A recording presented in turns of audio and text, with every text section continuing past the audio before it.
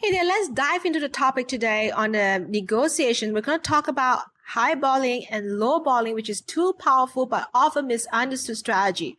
So let's break down what they are, when to use them, and how do we defend them.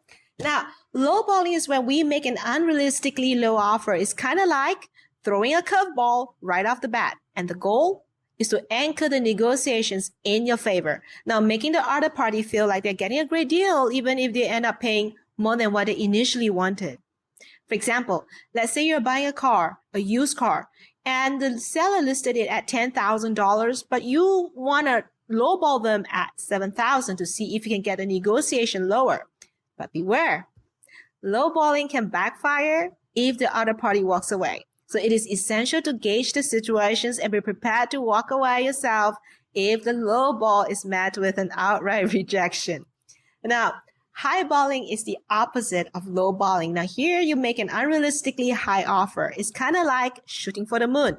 Now, the idea of it is to create a wide gap between the initial offer and the eventual agreement, making your offer seems like a concession.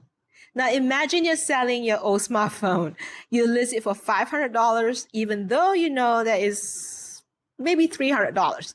Now, this highball can make your final price seems like a bargain to the potential buyer. Now, like lowballing, highballing can be risky. If your initial offer is far too off, then the other party might simply walk away, and it's crucial to have a realistic understanding of the market and be prepared to negotiate down from an initial offer. You see where we're getting at with this? So when should you use lowballing and when do we highball? Now, it depends on several factors. Number one, your negotiation power. Now, if you have strong negotiating power, you walk away with a more aggressive tactic, and that's probably okay. Now, if your relationship with the other party is kind of long-term, has a history to it, then it might be better to avoid extreme tactics. You see where I'm getting at? Now, it also depends on the stakes of the negotiations. For high-stake deals, now it might be wiser to start with a more reasonable offer. Yeah. So what happens if we find ourselves on the receiving end of the low ball or high ball? Don't panic though. There are some strategies that we can work out. One, let's point out the tactics. Sometimes simply letting the other person know that you recognize the strategy can throw them off. For instance, if someone lowballs you in a car, you could say, that's a very aggressive offer, but I think we can find a more realistic price. Stick to your guns and be prepared to walk away if the offer is unacceptable. Or you can just simply make a counter offer that is fair, that is reasonable, but don't forget to remind the other party that of the value that you're bringing to the table.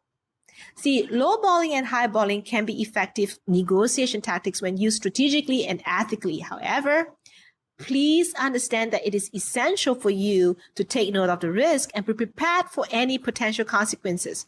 Remember, even the best negotiators out there are those who adapt to different situations and find that win-win solutions. All right? So that wraps up for the day. Don't forget to like and subscribe and comment. Until then, I'll see you in the next video.